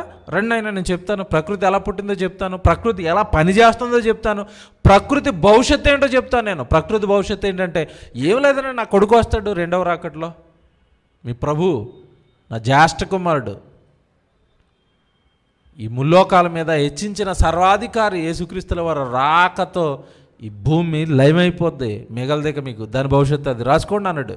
అదే జరుగుతుంది. ఏమంటే ఇప్పటికి మీరు పాట ఉంటుందండి మన D1లో, నేను రేపు లేదంటే ఎల్లుండి ఆ పాట మీకు వస్తుంది. బూడిదయ్యే భూమితో అంతరిక్షం అంతరిస్తుంది అని ఒక పాట ఉంటుంది, వినాలండి మీరు. అది వింటే దీని నాశనం అనేది ఎలాగొస్తుందని దేవుడు చెప్పాడో ఆ నాశనం కొరకే ఎదురు చూస్తుంది తప్ప, ఇప్పటికి శాస్త్రవేత్తలు ఆస్ట్రాయిడ్లు వచ్చి గుద్దుకుంటాయి, ఆ తర్వాత సముద్రంలో నీరు ఎక్కువైపోయి మంచు కొండలు కరిగిపోవటం వల్ల సముద్రంలో నీరు ఎక్కువైపోయి మొత్తం ఈ భూభాగం అంతా మునిగిపోద్ది, అలా నాశనం అయిపోద్దని ఎప్పటి నుంచో చెప్పుకొస్తున్నారండి. ఏం జరగట్లేదు. అది దేవుడు చెప్పింది జరుగు తీరుతుంది. సిద్ధంగా ఉండాలి ఈ ప్రపంచం, బైబిలు. ఎందుకంటే ఇందులో ఏది రాయబడిందో ప్రకృతిలో అది జరుగుతుంది తప్ప, దీనిని మీరు ప్రకృతిలో ఏం జరిగిందో ఏ ఒక్కడినైనా చూపించమనండి. బైబిల్లో దేవుడు ఏది రాశాడో అది ప్రకృతిలో జరుగుతుంది తప్ప, ఈ బైబిల్ను మీరు ఇదిగోనండి బైబిల్ ఎలాగుంది ఇలా జరిగిపోయిందండి అని బైబిల్ను మీరు ప్రకృతిలో జరిగిన ఒక్క సంఘటనని ఎవరినైనా చూపించమనండి, ఏముండదండి. ఈయన ఏది రాశాడో బైబిల్లో అదే ప్రపంచంలో జరుగుతుంది. కారణం చెప్తున్నాడు ఇక్కడ, ఎంత బాగా రాశాడంటే యోహాను గారు దేవుడి గురించి ఎలా వివరిస్తున్నాడంటే, దేవుడు అంటే ఎవరో మీకు తెలియాలి, దేవుడు గురించిన పూర్తి జ్ఞానం మీకు అర్థం కావాలి. దేవుడు అనగానే మీకు అర్థం కాలేదు పూర్తిగా. దేవుడు అనగానే భూత వర్తమాన భవిష్యత్ కాలాలలో ఉండేవాడు. భవిష్యత్తు కావాలంటే మీరు ఆయన పాదాల దగ్గరికి రండి అంటున్నాడు. 4వ వచనం 8వ వచనం చూడండి. ఇప్పుడు 8వ వచనం అల్ఫయు ఒమేగయు నేనే, వర్తమాన భూత భవిష్యత్ కాలములలో ఉండువాడను నేనే అని సర్వాధికారియు దేవుడు నాకు ప్రభువు సెలవిచ్చుచున్నాడు. అబ్బా ఇంకేం కావాలి చెప్పండి. ఒరే భవిష్యత్తు కావాలంటే నా దగ్గరికి రండి, భవిష్యత్తు కావాలంటే నా దగ్గరికి రండి. చిలక దగ్గరకో ఆ ల్యాప్టాప్ పట్టుకుని ఇంతంత బొట్లు పెట్టుకుని ఏమండి ఎంత దారుణంగా వాళ్ళ దగ్గరికి ఎందుకు వెళ్తారు మీరు? వాళ్ళు మాయగాళ్ళు, వాళ్ళంతా మాయగాళ్ళు. ఎందుకు మాయ అంటున్నాను అంటే, ఏమంటే మీకు చాలా సాక్ష్యాలు ఇస్తాను వాళ్ళు మాయగాళ్ళు అనడానికి. మొదట నేను ప్రారంభించిన మొదటి వారం వాళ్ళు చేసిన మాయ చెప్పాను కరోనా విషయంలో. ఏమండి ఏప్రిల్ కల్లా అసలు మా దేశంలో కరోనా ఉండదు సవాల్ అన్నాడు వేణుస్వామి, కనపట్టలేదు. ఇప్పుడు అభిజ్ఞానం ఒకడొచ్చాడు, మే నెలకి వెళ్ళిపోద్ది అన్నాడు, లేదు. జూన్ అన్నాడు, లేదు. జూలై అన్నాడు, లేదు. ఆడ మాయమైపోయాడు. కనపడరండి ఎవరు, దొంగలండి. ఇంకా మీరు చరిత్రలోకి వెళ్ళిపోతే వైఎస్ గారు చనిపోయిన డేట్ అయితే చెప్పండి, సెప్టెంబర్ 2 కదండి, సెప్టెంబర్ 2 కదా వైఎస్ గారు చనిపోయిన రోజు. నేను నా ఫోన్లో తెచ్చానండి పేపర్ ముక్క. ఏం తెచ్చానంటే 3వ తారీఖున ఒక ఆయన జ్యోతిష్యం చెప్పాడండి, పేరు ఉంటుంది. 3వ తారీఖున సాక్షి పేపర్లో పడ్డ న్యూస్ అండి ఇది. ఏమంటే ఆయన ఏం చెప్పాడంటే, ఆల్రెడీ 2వ తారీఖునే ఈయన చనిపోయాడండి, ఫ్లైట్ క్రాష్ అయిపోవటం వలన చనిపోతే 3వ తారీఖున ఈయన లైవ్లోకి వచ్చి ఏం చెప్పాడంటే, వైఎస్ గారు క్షేమం. ఎందుకంటే ఈయన 2వ తారీఖు చనిపోయాడన్న సంగతి అప్పటికి తెలియదు, మీకు తెలుసు కదా, వెతుకుతున్నారు. వైఎస్ గారు వెళ్ళిన రోజులు బయలుదేరిన రోజు చాలా మంచిది. ఆయన నక్షత్రాలను బట్టి, ఆయన జాతకాన్ని బట్టి అసలు ఆయనకి ఏమీ కాలేదు, ఆయన క్షేమంగా ఉన్నాడు అని వేసాడండి పేపర్లో. ఏమండి, నేను పేపర్ చదువుతున్నా, సాక్షి సెప్టెంబర్ 3 అండి 2009 గురువారం. ఈయన పేరేంటనుకుంటున్నారు, షణ్ముఖ శ్రీనివాస్. పేపర్ ముక్కలతో సహా ఉన్నాయి. ఎప్పుడు చెప్తున్నాడు ఇది, 3వ తారీఖు. వైఎస్ గారు ఎప్పుడు చనిపోయారు, ఆల్రెడీ 2వ తారీఖు. ఎందుకు వైఎస్ గారు చనిపోయిన సంగతి వెంటనే తెలలేదు, కొద్ది రోజులు టైం పట్టింది కదా. ఈ లోపల ల్యాప్టాప్లు వేసుకుని ఒక TV9లోకి, ఒకటి ABNలోకి, ఒకటి సాక్షిలోకి వచ్చేసారు. పెద్ద పెద్ద ల్యాప్టాప్లు మళ్ళీ వీళ్ళకి ఈ అబద్ధాలు చెప్పడానికి. ఏమండి, ఆ తర్వాత ఇంకొక ఆయన అండి, ఈ వైఎస్ గారి గురించి ఇంకొక ఆయన చెప్పాడు. ఈయన పేరేంటంటే, వైఎస్కు ప్రమాదం లేదు. ఈయన పేరేంటంటే, ప్రముఖ జ్యోతిష్యుడు జేయూబీ శాస్త్రి. జేయూబీ శాస్త్రి అంటే ఉదయ భాస్కర్ శాస్త్రి. ఈయన డిగ్రీ చెప్తున్నాను చూడండి. ఏమంటే, Parashara institute of astrology study and research నిర్వాహకుడు. పోస్టులు చూడండి ఎలాగున్నాయో. ఇతను అంతే, వైఎస్కు ఏ ప్రమాదం లేదు, ఆయన బయలుదేరిన గడియలు శుభ గడియలు. ఏమండి, పేపర్ ముక్కలు ఇవి, నేను చెప్తున్నవి. దేవుని పిల్లలారా, ఏమండి, ఎంత దారుణంగా సమాజాన్ని అప్పటి నుంచి మోసం చేసుకుని వస్తున్నా ఇప్పటికీ కళ్ళు తెరవలేదండి సమాజం, ఇప్పటికీ కళ్ళు తెరవలేదు. భవిష్యత్తు కావాలా, ఇగో నా దగ్గరికి రానైనా నేను చెప్తాను భవిష్యత్తు అంటున్నాడు దేవుడు. ఎవరు వస్తారండి ఈయన దగ్గరికి, ఎవరు వస్తారు? అదా మతం అంటారు. ఈ మోసం చేసే వాళ్ళే కావాలి, ఈ డబ్బులు దండుకునే వాళ్ళే కావాలి, వేల రూపాయలు లూటీ చేసే వాళ్ళే కావాలి. దేవుడిని నమ్మరండి. కన్న తండ్రి అండి, కన్న తండ్రిగా చెబుతున్నాడు, నాయన మోసపోకరా, నేను చెప్తాను, నా దగ్గరికి రా. తండ్రి కదండి దేవుడు, అనకైనా తండ్రి కదా. మోసపోకండి, మోసపోకండి, మోసపోకండి, మిమ్మల్ని మోసం చేసేవాడు వస్తాడు, నాశనం చేస్తాడు, నా దగ్గరికి రండి అంటే ఈయన మాట ఎవరండి పట్టించుకున్నారు? భవిష్యత్తు కావాలా, నా దగ్గరికి రా. ఇంకో మాట చూస్తారా, ప్రకటన గ్రంథం 4వ అధ్యాయం చూడండి, ఇది ఎంత బాగుంటుందో చూడండి. 4వ అధ్యాయంలో ఏమండి 8వ వచనం అండి, 4వ అధ్యాయము 8వ వచనం. ఆ 4 జీవులలో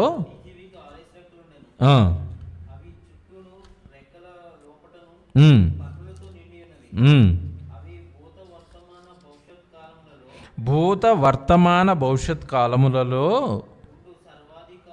ఉండు సర్వాధికారియు దేవుడు నగు ప్రభువు పరిశుద్ధుడు పరిశుద్ధుడు అని మానక రాత్రింపగళ్ళు ఏం చేస్తున్నాయంట, చెబుతున్నాయి రాత్రింపగళ్ళు చెబుతున్నాయంటండి. దేవుని పిల్లలారా, ఇప్పుడు మీకు దేవుడు నాకు భవిష్యత్తు తెలుసు అన్నాడు కదా, ఇప్పుడు వినాలి. ఇది కాదు అనేవాడు చరిత్రలో నిలబడ్డండి. నేను ఇప్పుడు చెప్తున్నాను ఒకటి, దేవుడు చెప్పే భవిష్యత్తు ఎలా ఉంటుందో ఒక వండర్ఫుల్ సంగతి చెప్తున్నానండి, విత్ రెఫరెన్సులు, హిస్టరీ రెఫరెన్సులు. చరిత్రకారుడు ఎవడైనా రావచ్చు, ఏ చరిత్రకారుడు వచ్చినా దేవుడు ఇప్పుడు చెబుతున్న భవిష్యత్తు ఉంటుందండి. ఈ భవిష్యత్తు ముందు తలొగ్గి ఆయనే చెప్పాలి భవిష్యత్తు చెప్తే అంటాడు. అలాంటి సందర్భాన్ని ఒకటి ఇప్పుడు మీకు పరిచయం చేస్తాను. దేవుని పిల్లలారా, ఒకప్పుడు ఇశ్రాయేలుని కొంతమంది రాజులు పరిపాలించారు, మీకు తెలుసు. ఆ ఇశ్రాయేలు పరిపాలిస్తున్న రాజుల పరిపాలన కాలంలో దేవుడు వాళ్ళకి సపోర్ట్గా ప్రవక్తలను పెట్టేవాడు. ప్రవక్తల ద్వారా దేవుడు మాట్లాడి ఆ రాజుకి క్షేమ సమాచారాన్ని చెబుతూ ఉండేవాడు. ఒకనాడు దేవుడు తన పిల్లల్ని పరిపాలించిన పరిపాలన పద్ధతి ఇది. అందులో ఒకనాడు యెషయా గారు ప్రవక్తగా ఉన్న కాలంలో ఒక సందర్భాన్ని చెప్పాడు. బైబిల్ విప్పండి, ఇది కాదనేవాడిని ఎవడినైనా మీరు రమ్మనండి బైబిల్ ముందుకి, భవిష్యత్తు చెప్తానన్నాడు కదా.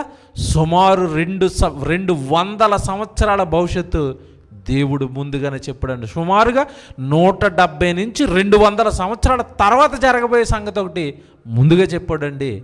అది కొట్టినట్టుగా 200 సంవత్సరాల చరిత్ర దేవుడు ఏదైతే చెప్పాడో ఆ చరిత్రే సమాజంలో నడిచింది. చూడాలి ఇప్పుడు యెషయా గ్రంథం ఏం చెప్పాడు, ఏం జరిగింది, అక్కడికి వెళదామండి. ఆ తర్వాత కొత్త నిబంధనలో ఒకటి చూపిస్తాను, పాత నిబంధనలో ఒకటి చూపించిన తర్వాత కొత్త నిబంధనలో కూడా ఒకటి చూపిస్తానండి. చూద్దరు కానీ 2 దేవుడి మీద మనం ఇంకా దేవుడి పాదాల దగ్గర బతకొచ్చండి, చాలండి ఈ మాటలు అనిపిస్తుంది మీకు ఈరోజు. యెషయా గ్రంథం ఏమండి 44వ అధ్యాయానికి వచ్చేయండి. 44వ అధ్యాయానికి 27 చదువుదామండి. యెషయా గ్రంథం 44వ అధ్యాయము, లేదా పైనుంచి చదివితే కూడా మీకు ఇంకా బాగుంటుంది. ఎందుకంటే ఎవరి భవిష్యత్తు నేనే చెప్పాలి, మీరు జమ్ముతున్న సోదిగాలు వీళ్ళందరి మాటలు నమ్మొద్దని పైనుంచి చెప్పుకుంటూ వస్తాడు. ఎక్కడ 25 నుంచి చెప్పుకుంటూ వస్తాడు. 25 నుంచి చదివితే కూడా బాగుంటుంది. 25 నుంచి ఏమన్నాడంటే, నేనే ప్రగల్భుల ప్రవచనములు వ్యర్థం చేయవాడను, సోదెగాండ్రను వెర్రివారినిగా చేయవాడను, జ్ఞానులను వెనుకకు త్రిప్పి వారి విద్యను అవిద్యగా చేయవాడను. ఏమంటే ఇది అండర్లైన్ చేసుకోండి, విద్యను అవిద్యగా ఎలా చేస్తాడో నెక్స్ట్ వీక్ చెప్తాను. ఇది వచ్చే వారం కూడా అదిరిపోద్ది. వచ్చే వారం కూడా జ్ఞానుల బుర్రలు ఎలా పేలగొట్టాడో వచ్చే వారం చూపిస్తాను. మళ్ళీ నెక్స్ట్ వీక్ కూడా ఇదే.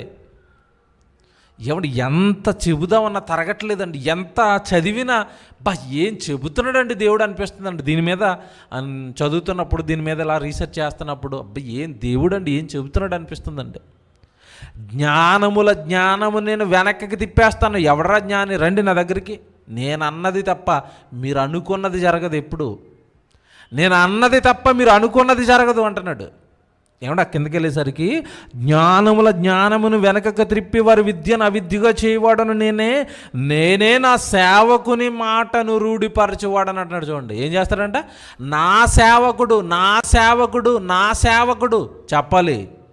వన్స్ నా సేవకుడు ఏదైనా చెప్పాడా దాన్ని ఖాయించేసి ఆ మాటను నెరవేర్చి చూపిస్తాను నేను. ఏమనుకుంటున్నారు నా సేవకులంటే, ఏమనుకుంటున్నారు నా పిల్లలంటే? వాళ్ళ వెనుకున్న మహాశక్తిని నేనే, విశ్వాన్ని నడిపిస్తున్న మహాశక్తిని. ఈరోజు సేవకుడు వెనకున్నాను, జాగ్రత్త.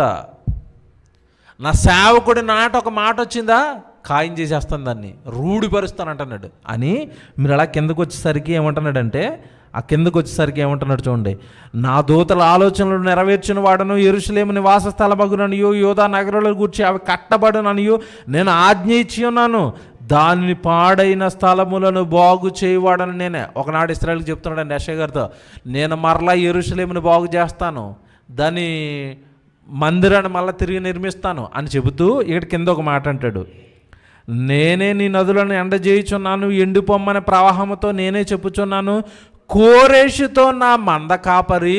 ఇది అండర్లైన్ చేసుకోండి, కొంచెం అర్థం చేసుకోండి, ట్రై చేయాలి. ఇదే దేవుడు చెబుతున్న భవిష్యత్తు. కోరేషుతో నా మంద కాపరి, నా చిత్తమంతయు నెరవేర్చువాడా అని చెప్పువాడను నేనే అన్నాడండి. ఏమన్నాడు ఇక్కడ? కోరేషు అని ఒక పేరు వచ్చింది చూసారా? కోరేషుతో నా మంద కాపరి, నా చిత్తమంతయు నెరవేర్చువాడా అని చెప్పువాడను నేనే. ఎవరనుకుంటున్నారు ఈ కోరేషు అంటే? ఈ ప్రపంచాన్ని మొట్టమొదట పరిపాలించిన మహాసామ్రాజ్యం ఏదంటే బబులోను. మీకు తెలుసు కదా, బబులోను మహాసామ్రాజ్యం. తర్వాత ఎవరు వచ్చారు? మాదీయ పారసీకుల చక్రవర్తి కోరేషు, రైట్. తర్వాత సామ్రాజ్యం ఏది? గ్రీకు. ఆ తర్వాత ఏది? రోమా కదా. బాగా వినాలి ఇది మీరు. ఈ మాట చెబుతున్న సందర్భానికండి, బాగా వినాలి, ఈ మాట దేవుడు చెబుతున్న సందర్భానికి అసలు బబులోను మహాసామ్రాజ్యమే రాలేదు. నోట్ చేసుకోవాలి మీరు ఇది. ఈ మాట చెబుతున్న కాలానికి అప్పుడు ఇశ్రాయేలు మీదకి దండెత్తుతున్నది ఎవరంటే అష్షూరీలు దండెత్తుతున్నారు. అప్పటికి కాస్తో కోస్తో పెద్ద సామ్రాజ్యంగా ఏది ఉందంటే అష్షూరు మహాసామ్రాజ్యం ఉంది. ఆ అశ్షూరులు వీళ్ళు నాశనం చేయడానికి వస్తున్నారు. ఆ అశ్షూరులు ఇశ్రాయేలుని చెరపట్టేశారు. అదే అశ్షూరులు తర్వాత బబులోనీలు వీళ్ళని మన యూదుల్ని చెరపట్టేశారు. ఏమండి, అప్పటికింకా బబులోను రాలేదు. బబులోను తర్వాత మాదీయ పారసీకులు రాలేదు. ఆ మాదీయ పారసీకుల రాజు కూడా వస్తాడు. వాడి పేరు కోరేష్ అన్నాడు. కొట్టండి ఇప్పుడు మీరు చరిత్రలోకి వెళ్ళి. కోరేష్ అనేవాడు ఉన్నాడా? ఉన్నాడు. ఎవరిని పరిపాలించాడు? మాదీయ పారసీకుల్ని. ఎప్పుడు చెప్తున్నాడు ఇది? అసలు ఆ మాదీయ పారసీకుల సామ్రాజ్యం వస్తుందని ఎవరికి తెలియదండి అప్పటికి. ముందు బబులోను. ఏం దేవుడండి! రమ్మనండి, ఎవడన్నా హిస్టోరియన్ రమ్మనండి, ఇది కాదని చెప్పమనండి. అంటే సుమారుగా మీరు బాగా ఆలోచించండి. అప్పటికే ఇశ్రాయేల్ అంతా అషూరు చెరలోకి వెళ్ళిపోయారు. ఆ తర్వాత మీకు ఒకసారి నేను పాఠం చెప్పాను హిజ్కియా గురించి, మీరు విన్నారు కదా. హిజ్కియాని పట్టుకోవడానికి అషూరీలు వచ్చినప్పుడు హిజ్కియా కాలంలో మాత్రం ఆ పట్టణాన్ని పట్టుకోనివ్వలేదండి. సన్హెరీబ్ అని మీకు ఉంటాడు, మీకు తెలుసు కదా, యషూరు మహాచక్రవర్తి సన్హెరీబు. వాడిని హిజ్కియాకున్న భక్తితో ఆ రోజండి హిజ్కియా ఒక్కడు దేవా మమ్మల్ని కాపాడటం వలన హిజ్కియాలో ఉన్న భక్తిని పట్టి సన్హెరీబుని పరుగులు పెట్టించాడు ఆ రోజు అషూరు సామ్రాజ్యాన్ని. ఆ తర్వాత అండి ఇక తర్వాత వచ్చిన వాళ్ళందరూ పాడైపోయారు. వీళ్ళని కూడా అప్పగించేశాడు. వీళ్ళని అప్పగించేసిన తర్వాత వీళ్ళు అషూరులు వెళ్ళిపోయిన తర్వాత ఒక మహాసామ్రాజ్యం వెలిసింది, అదిరే బబులోను. ఆ బబులోన్ తర్వాత వచ్చారు మాదీ పార్షికులు. వాళ్ళల్లో ఒక రాజు పేరు ఇది, ఏది? కోరేషు. ఏంటండి, రాబోయే సుమారుగా 200-170 సంవత్సరాల తర్వాత జరగబోయే చరిత్ర చెప్తున్నాడంటే ఆలోచించండి. దేవుడు భవిష్యత్తు కావాలా, నా దగ్గరికి రండి అన్నాడు. అందుకే ఎవడైనా నేను చెప్పినట్టుగా, మీకు ప్రారంభంలో చదివించాను కదా 44వ అధ్యాయం 7వ వచనంలో, ఎవడైనా నేను చెప్పినట్టుగా భవిష్యత్తు చెప్పగలిగిన వాడు ఎవడైనా ఉంటే నా దగ్గరికి తీసుకురండి అన్నాడు. అందుకే ఏం దేవుడండి! దేవుడు మాటలు అర్థమైతే, కాలానుగుణంగా ఆయన చెబుతున్న భవిష్యత్తు అర్థమైతే, అమ్మో భవిష్యత్తు కావాలంటే ఆయన దగ్గరికి పరిగెట్టాలి. రండి, భవిష్యత్తు కావాలా, దేవుడి దగ్గరికి రండి, దేవుడి దగ్గరికి రండి. ఎందుకు వీళ్ళ దగ్గరికి వెళ్ళి మోసపోతారు? దేవుడు సృష్టికర్త చెప్పాలి. సృష్టిలో ఏది కావాలన్నా సృష్టికర్త, మానవులను కలిగించిన దేవుడు చెప్పాలి. మానవుడు భవిష్యత్తు కావాలన్నా, ప్రకృతి భవిష్యత్తు కావాలి అన్నా, దేని భవిష్యత్తు కావాలన్నా నా దగ్గరికి రండి. చరిత్ర కావాలా, చరిత్రలో జరిగే భవిష్యత్తు కావాలా, నా దగ్గరికి రండి. ఏం దేవుడు అండి! మీరు ఇలా చదవండి, కిందకి వెళ్ళేసరికి చదవండి. కోరేషుతో, నా మంద కాపరి, నా చిత్తమంతయు నెరవేర్చువాడని చెప్పువాడని నేనే. యెరూషలేముతో నీవు కట్టబడదు అనియు, దేవాలయమునకు నీవు పునాది వేయబడదు అనియు నేనే చెప్పుచున్నాను. ఓ కోరేషు వచ్చి కడతాడు మళ్ళీ దేవాలయాన్ని. కట్టాడండి. చూస్తారా? అది కూడా చూస్తారా? దినవృత్తాంతాలు 2వ గ్రంథం చూడండి. ఏమంటే ఈయన చెప్పిన భవిష్యత్తు ఎలా నెరవేరిపోయిందో సుమారుగా 200 సంవత్సరాల తర్వాత జరగబోయేది, 170 నుంచి 200 సంవత్సరాల తర్వాత జరగబోయే భవిష్యత్తు చెప్పగానే అది ఎలా నెరవేరిపోయిందో ఇప్పుడు మీరు చూడాలి. దినవృత్తాంతాలు 2వ గ్రంథం 36వ అధ్యాయం అండి.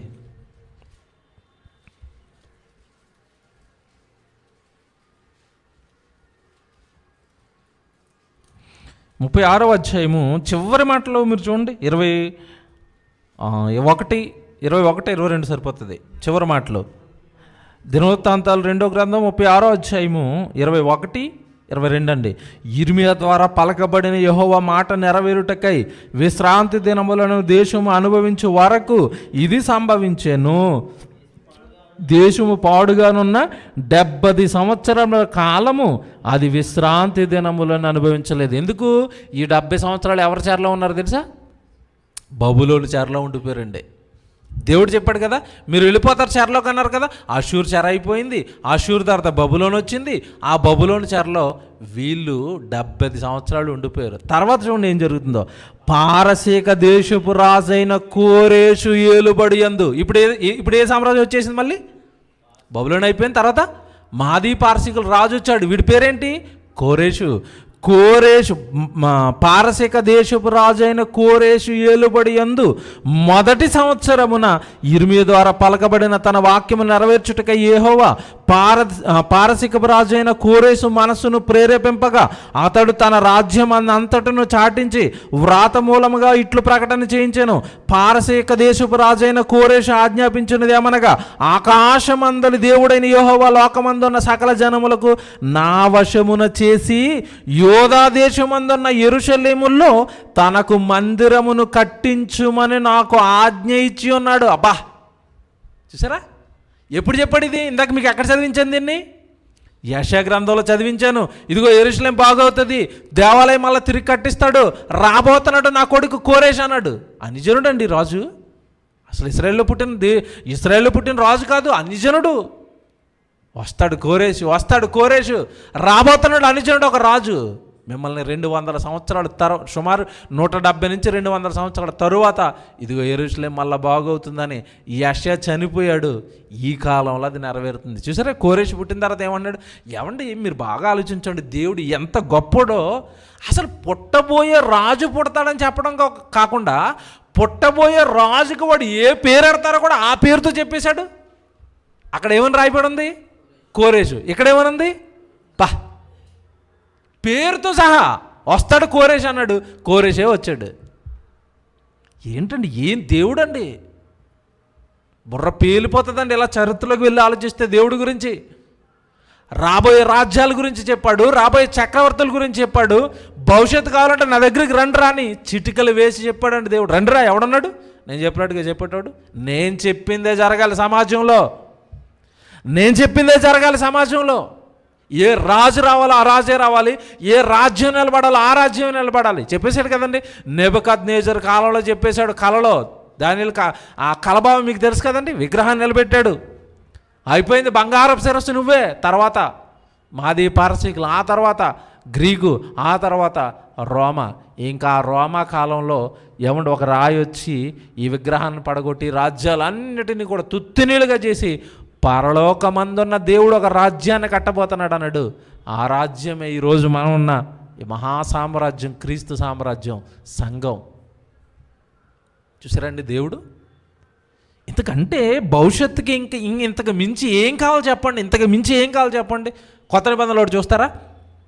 కొత్త నిబంధనలో ఒక సంగతి చూడాలి. ఇప్పుడు మీరు అపోస్తులు చెప్తున్నారండి, వీళ్ళు కూడా సుమారుగా 1000 సంవత్సరాల క్రితం జరిగిపోయిన ఒక సంగతి ఎత్తుతున్నారు. మళ్ళీ అపోస్తుల కార్యాలు 4వ అధ్యాయం. అపోస్తుల కార్యాలు 4వ అధ్యాయము. ఏమంటే అప్పటికి ఈ రోమా గవర్నమెంట్ భయంకరంగా హింసిస్తుంది. ఎలా హింసిస్తుందంటే అసలు ప్రభువుని ప్రకటించనివ్వటం లేదండి. ప్రకటించనివ్వకపోయినా వీళ్ళు ప్రాణాలకు తెగించి అపోస్తులు ప్రభువుని ప్రకటిస్తున్నారు. సువార్తకు భయంకరమైన అడ్డుకట్టలండి ఆ రోజు. ఆ భయంకరమైన అడ్డుకట్టల్లో కూడా ఆ రోజు వాళ్ళు దేవుడిని ప్రకటిస్తున్నారు. ఆ ప్రకటిస్తున్న కాలంలో ఏం జరుగుతుంది అంటే 4వ అధ్యాయము 24 నుంచి మీరు చూడండి. 24 నుంచి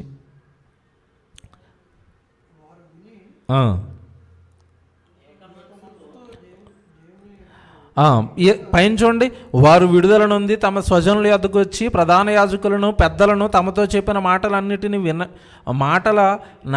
వారికి తెలిపి వారు విని ఏక మనసుతో దేవునికి ఇట్లు బిగ్గరగా మొరపెట్టారు. నాదా, నీవు ఆకాశమును భూమిని సముద్రమును వాటిలోనున్న సమస్తమును కలగజేసిన వాడవు. చూసారా? దేవుడండి. వీళ్ళు అక్కడ ఒక అద్భుతమైన సూచక్రియ చేశారండి. ఒక అద్భుతాన్ని చేశారు. ఆ అద్భుతాన్ని చేయటం వల్ల ఆ రోజు ప్రజలందరూ కూడా అపోస్తులుడికి జై కొడుతున్నారు. అమ్మో, వాళ్ళ వెనకాల దైవశక్తి ఉంది, వాళ్ళు ఏ నామాన్ని బట్టి క్రియ చేశారంటే యేసు ప్రభు నామాన్ని బట్టి అని ఆ రోజున సమాజం అంతా కూడానండి జై కొడుతుంది ప్రభువుకి, అపోస్తులకి. ఏమంటే విశ్వాసులు తయారవుతున్నప్పుడు ఈ శాస్త్రులు, ప్రధాన యాజకులు దానిని ఓర్చుకోలేక ఏమండి ఈ అపోస్తులను కొట్టాలని చూస్తున్నారు, అపోస్తులను చంపాలని చూస్తున్నారు. ఏమండి బయటకు గెంటేస్తున్నారు సమాజ మందిరాల నుండి. అప్పుడు అపోస్తులు మాట్లాడుతున్న మాట అండి ఇది. ఏమంటున్నారు తెలుసండి వాళ్ళు? 23లో వారు విడుదల నొంది తమ స్వజనుల యొద్దకు వచ్చి ప్రధాన యాజకులను పెద్దలను తమతో చెప్పిన మాటలు అన్నిటిని వారికి తెలిపిరి. వారు విని ఏక మనసుతో దేవునికి బిగ్గరగా మొరపెట్టిరి, నాదా నీవు ఆకాశమును భూమిని సముద్రమును వాటిలోనున్న సమస్తమును కలగజేసిన వాడవు, అన్యజనులు ఏల అల్లరి చేసిరి.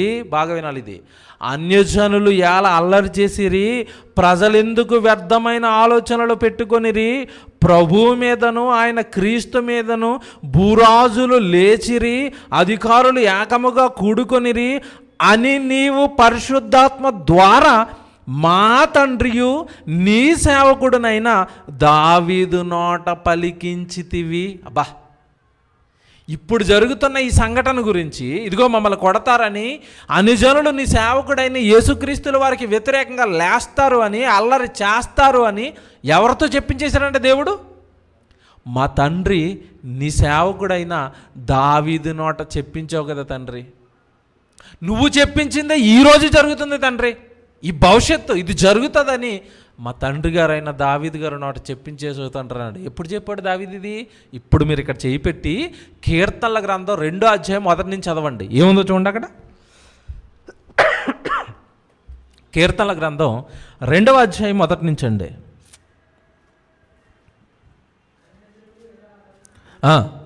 కీర్తనల గ్రంథం 2వ అధ్యాయం మొదటి వచ్చింది త్వరగా.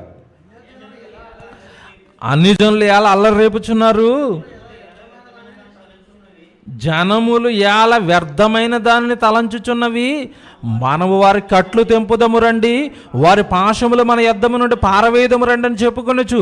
భూరాజులు యెహోవాకును ఆయన అభిషక్తునికి విరోధముగా నిలబడుచున్నారు, ఏలికలు ఏకీభవించి. బా, చూసారా, ఇదిగో నా కొడుక్కి వ్యతిరేకంగా నిలబడతారు. ఏలికలు అంటే ఏలేవాళ్ళు, అధికారులు. ఆ సంగతి ఇదిగో తండ్రి మా జీవితంలో ఈరోజు జరుగుతుంది. అపోస్తులు జ్ఞాపకం చేసుకున్నారండి, మా జీవితంలో ఈరోజు జరుగుతున్న ఈ సంగతుల గురించి మా తండ్రి గారైన దావీదు నోట పరిశుద్ధాత్మ ప్రేరణతో ఎప్పుడో రాయించేసావు తండ్రి. ఈ ప్రధాన యాజకులు, ఈ అధికారులు, అభిషక్తుడు, నువ్వు అభిషేకించిన అభిషేక్తుడు మా ప్రభువు మీద విరోధంగా నిలబడతారని మా తండ్రి గారైన దావీదు నోట పలికించావు. అదే ప్రభు ఇక్కడ జరుగుతుంది. ఏం తండ్రి, ఏం చెప్పావు తండ్రి భవిష్యత్తు? చూడండి వాళ్ళు ఎలా చేయకూడుతున్నారండి. ఎవరి నిజానికి దేవుడు చెప్పింది ఒకటి కళ్ళ ముందు జరిగిపోతుండే సరికండి వాళ్ళ ఆనందంతో దేవుడికి ప్రార్థన చేయటం మొదలుపెట్టాను. తండ్రి నువ్వు చెప్పావు తండ్రి, మా దావీదు గారి నోట, మా తండ్రి గారి నోట ఇది చెప్పావు కదా, ఇదిగో మా కళ్ళ ముందు అదే నువ్వు చెప్పిందే జరుగుతుంది తండ్రి. ఎంత ఆనందం తెలుసండి, దేవుడు చెప్పింది కళ్ళ ముందు జరుగుతున్నప్పుడు వాళ్ళు ఆనందపడిపోతున్నారండి. ఒక పక్క వాళ్ళు కష్టాల్లో ఉన్నారు, ఒక పక్క వాళ్ళు బాధల్లో ఉన్నారు, ఒక పక్క వాళ్ళ హింసల్లో ఉన్నారు. ఆ ప్రధాన యాజకులు అధికారులు చంపాలని చూస్తున్నారు. అయినా ఇది జరుగుతుందని ముందుగానే చెప్పు తండ్రి, మా జీవితంలో జరుగుతుంది దేవా. భవిష్యత్తు ఎరిగిన దేవా, భవిష్యత్తు తెలిసిన దేవా, నీకు స్తోత్రం అంటున్నారు వాళ్ళు. ఇప్పుడు అక్కడికి వచ్చేయండి, అపోస్తుల గారి 4వ అధ్యాయానికి వచ్చేస్తే వాళ్ళ కింద ఒక అద్భుతమైన మాట చెప్తారు చూడండి. 27వ వచనం అండి. ఆ పైన నీవు పరిశుద్ధాత్మ ద్వారా మా తండ్రి నీ సేవకుడైన దావీదు నోట పలికించితివి. 27వ వచనం చూడండి. ఏవి జరగవలెనని నీ హస్తములు నీ సంకల్పములు ముందుగా నిర్ణయించేనో అండర్లైన్ చేసుకోండి.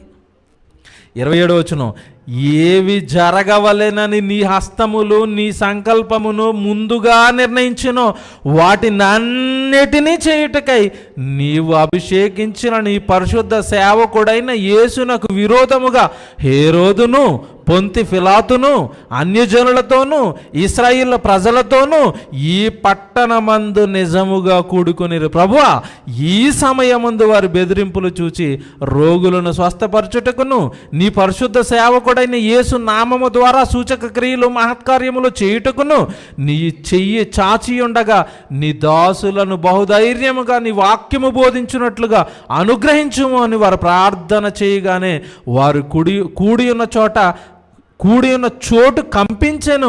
అప్పుడు వారందరూ పరిశుద్ధాత్మతో నిండిన వారై దేవుని వాక్యము ధైర్యముగా బోధించరు. ఏం సంఘటన అండి! దెబ్బకి ప్రార్థన చేయగానే అక్కడున్న భూమి అంతా ఏం చేసిందంట? భూకంపం. దేవుడు శక్తి అండి. ఆ రోజు చూస్తున్నారు, తండ్రి ఇది చెప్పావు నువ్వు భవిష్యత్తులో జరుగుతుందని. ఇదిగో తండ్రి మా దగ్గర జరుగుతుంది. అయినా వీళ్ళు మమ్మల్ని బెదిరిస్తున్నా, పొంతి పిలాతు గవర్నర్ మాకు ఎదురుగ్గా ఉన్నా ఏమండి వీడు ఎవరికి మేము భయపడం, వీళ్ళ ముందు ధైర్యంగా నీ వాక్యాన్ని చెప్పడానికి మమ్మల్ని బలపరచు తండ్రి, మేము మాట్లాడాలి నీ గురించి. ఎందుకంటే నువ్వు ఏది జరగాలని సంకల్పిస్తున్నావో అది మీ కళ్ళ ముందు జరుగుతున్నప్పుడు, భవిష్యత్తు చెప్పే దేవుడు అయిన నువ్వు మా వెనకున్నప్పుడు మేము ఈ అధికారులకు మేమెందుకు భయపడతాం తండ్రి? మాకు ధైర్యంతో మా ప్రభు గురించి ఇంకా గట్టిగా మాట్లాడాలి, మేము ఇంకా గట్టిగా మాట్లాడాలి. ఏమంటే వీళ్ళని బట్టి మనం నేర్చుకోవాల్సింది ఏంటో తెలుసండి, ఈరోజు మనల్ని ఎవడు అడ్డగించి నా ప్రభు గురించి చెప్పడానికి ఇదే రోషంతో ఇదే ధైర్యంతో దేవుడిని వేడుకోవాలి. ఎక్కడ సువార్త ఆపాలని చూస్తున్నారో అక్కడే చెప్తాం తండ్రి. మీకు తెలీదండి మేమున్న ప్రాంతం గురించి. ఇప్పుడు మేమున్న ప్రాంతం, ఒకప్పుడు ఈ ప్రాంతంలో సభలు పెట్టాలంటే ఆపేసేవారు, వాకింగ్ చెప్పాలంటే బెదిరించేవారు. దేవుడిని కొన్ని సంవత్సరాలుగా వేడుకున్నామండి మేము ఇదే ప్రాంతంలో. ఎక్కడైతే నీ సభలు ఆపుతున్నారో, ఎక్కడైతే నీ వాక్యాన్ని ఆపుతున్నారో మేము అక్కడే సేవ చేయాలి తండ్రి. మాకు అక్కడే కావాలి, ఇక్కడే ఉండి సేవ చేయాలి. ఇక్కడే చేస్తున్నామండి ఈరోజు. దేవుని పిల్లలారా, ఎవరికండి భయపడేది? పరలోకంలో ఉన్న కన్న తండ్రి సృష్టికర్త మన వెనకున్నప్పుడు, మీ వెనక నేను ఉన్నాను మీరు వెళ్ళండి అని ధైర్యపరుస్తున్నప్పుడు, భవిష్యత్తులో ఏం జరుగుతుందో భవిష్యత్తు చెప్పే దేవుడు మనకున్నప్పుడు ఇంకేం కావాలి చెప్పండి? ఈరోజు మనిషికి భవిష్యత్తు చెప్పే నేను ఒక్కడనే. ఏమండి ఇప్పటికరకండి శాస్త్రం ఎంత డెవలప్ అయిపోయింది కదా, చావు తర్వాత ఏం జరుగుతుంది అని గూగుల్ని అడగండి మీరు. చచ్చిపోయిన తర్వాత ఏం జరుగుతుందని గూగుల్లో సెర్చ్ చేయండి, ఉందా ఆన్సర్ ఎవరి దగ్గరైనా? దేవుడిని అడగండి, పోసగుచ్చినట్టు చెప్తాడు ఆయన. చనిపోయిన తర్వాత పాతాళలోకం ఉంది, అక్కడ మళ్ళీ 2 ప్లేసులు ఉన్నాయి, ఒకటి పరదేశు, ఒకటేమో యాతన పొందే స్థలం. నా కొరకు బ్రతికేవా రెస్ట్లోకి వెళ్ళిపోతావు, బతకకుండా వెధవేషాలు వేసుకుని లోకంలో తిరిగేవా ఆల్రెడీ ఒకడు వెళ్ళి కాలిపోతున్నాడు మోసే కాలం నుంచి, మీ అన్నయ్య నువ్వు కూడా అక్కడికి వెళ్ళిపోతావు. భవిష్యత్తు అండి, చావు తర్వాత భవిష్యత్తు అండి. రమ్మనండి, ఎవడు చెప్తాడండి ఇవి? ఏం బైబిల్ అండి, ఏం దేవుడు అండి? దీనిని విడిచిపెట్టిందండి ఈ నరజాతి. బైబిల్కు మత ముద్ర వేసి దేవుడు చెప్తున్న ఇవన్నీ విడిచిపెట్టుకుని వెర్రి వేషాలు వేసుకుని లోకంలో ఏదో అనుకుని తిరుగుతుందండి. అందుకే మేము మొత్తుకుంటున్నామండి, బైబిల్ నేర్చుకోండి, బైబిల్ నేర్చుకోండి, బైబిల్ నేర్చుకోండి, బైబిల్ నేర్చుకోండి, బాగు చేయండి సమాజాన్ని. బైబిల్ కాలేజ్ పెట్టామండి, అందుకే ఇక్కడ బైబిల్ కాలేజ్. బైబిల్ను పాఠాలుగా విడగొట్టి నేర్పుతున్నాం. దైవ జ్ఞానాన్ని నేర్చుకోండి, నేర్చుకోండి, బైబిల్ నేర్చుకోండి. సృష్టికర్త అన్నీ చెబుతాడు, మనకు తెలియదంటే ఏముండదు. దేవుని పిల్లలారా, చివరిగా ఒక మాట ఇస్తానండి, వచ్చేవారు వినాలి మీరు. ఇంకా అద్భుతమైన సంగతులు ఇంకా చాలా ఉన్నాయి. ఎన్ని వారాలు పోతే తెలియదండి, ఇలాగ ఇది చెబుతూనే ఉంటా. సామెతల గ్రంథం 27వ అధ్యాయం మొదటి వచనం అండి. సామెతల గ్రంథం 27వ అధ్యాయము మొదటి వచనం అండి. రేపటి దినమును గూర్చి అతిశయపడకము, ఏ దినమున ఏది సంభవించునో. ఏం బైబిల్ అండి? ఏ దినమున ఏది సంభవించునో అది నీకు తెలియదు, అది నీకు తెలియదు, అది నీకు తెలియదు. కారణం, కాలాలన్నీ నా వశములో ఉన్నవి. ఎంత బాగా చూసారా? ఏ దినమున ఏది సంభవించునో అది నీకు తెలీదు. రేపు తుఫాను వస్తుందని నీకు తెలుసా? రేపు 2 గంటల పాటు 3 గంటల పాటు పొలోమని వర్షం పడిపోయి నీ పంట అంతా కొట్టుకుని వెళ్ళిపోతుంది. అకాల వర్షం గురించి నీకు తెలుసా? సునామీ నీకు తెలుసా? తుఫాను నీకు తెలుసా? ఏం తెలీదు నీకు. రేపేమో ఏ దినము ఏది సంభవించునో నీకు తెలీదు. దేవుడిని నా దగ్గరికి రా, నాకు మొక్కు. పోనీ ఏదైనా ప్రమాదం వస్తుందా? తండ్రి అని నాకు మొక్కు, నాకు ఇష్టమైతే దాన్ని ఆపుతాను. నీ ప్రాణం నిలబెట్టాలనుకుంటే దాన్ని తిప్పుతాను అటువైపు, నీ మీదకి రాకుండా. రా, నా దగ్గరికి రా అంటున్నాడు. రారు కదండి మనుషులు, రారు కదా. నిజాన్ని విడిచిపెట్టండి. ఈరోజు అన్నిటిని నమ్ముతున్నాడు అండి. సత్యం, నేనే సత్యం, నేనే జీవం, నేనే మార్గం, నేనే సత్యం. సత్యాన్వేషకులారా రండి సత్యం దగ్గరికి, దేవుడి దగ్గరికి. మేము రామంటున్నారు, అందుకే పోతున్నారు ఈరోజు, చచ్చిపోతున్నారు ఈరోజు. ఎంత బాగుంది చూసారా సామెతల గ్రంథం. ఇంకో మాట చూపించి ముగిస్తానండి. 20వ అధ్యాయం కూడా చూడండి. 20వ అధ్యాయం సామెతల గ్రంథం 20వ అధ్యాయము 24వ వచనం కూడా చూడండి. సామెతల గ్రంథం 20వ అధ్యాయము 24వ వచనం అండి.